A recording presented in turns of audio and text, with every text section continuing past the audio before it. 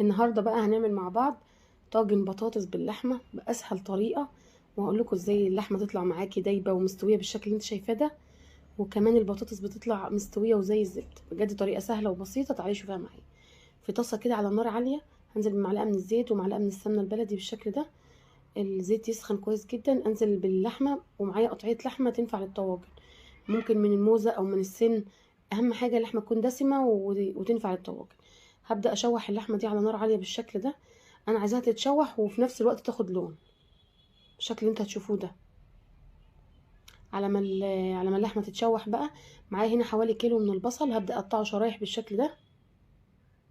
الوصفه سهله وما فيهاش اي افتكاسات خالص، وده فعلا الطعم الاصلي للطاجن اللحمه بالبطاطس. ارجع تاني للحمه، بدات تتشوح كويس وتاخد لون من الجنبين بالشكل اللي انتوا شايفينه ده. اهم حاجه تشويحه اللحمه ديت هي اللي بتخليها تدي معاكي طعم حلو جدا.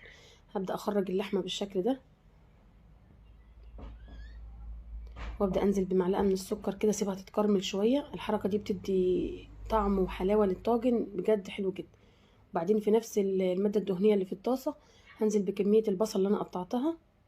اشوح البصل برضو على نار عاليه بالشكل اللي انتوا شايفينه لحد ما يدبل ويديكي الشكل اللي انت شايفاه ده. هنزل بقى بثلاث اربع فصوص من الثوم وقرن فلفل حار حسب الرغبه، وابدا اشم ريحه بقى بجد حلوه جدا.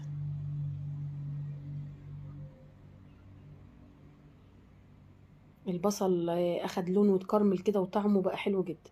هبدا انقل بس الخليط ده في حاجه كبيره شويه كده عشان اقلب البصل مع اللحمه مع الخضار اللي انا لسه هضيفه بالشكل اللي انتوا شايفينه ده، كله يتشرب من بعضه كده.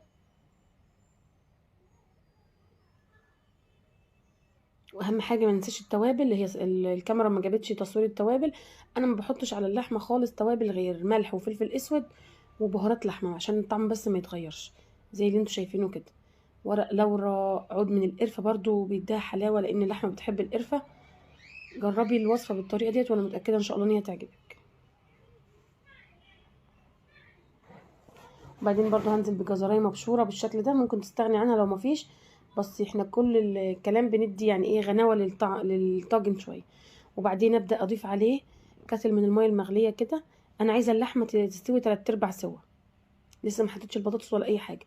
لو عندك البطاطس بتاعتك من النوع اللي بياخد تسويه ممكن تحطيها في الوقت ده. انا البطاطس اللي كانت معايا بتستوي بسرعه، فانا قطعتها بالشكل ده. ولما اللحمه بدات تدخل في التسويه نزلت عليها بالبطاطس. برضو هسيبها تتشوح مع الخضار والصوص اللي نزل من اللحمه ده، بتبقى شاربه منه وطعمها جميل.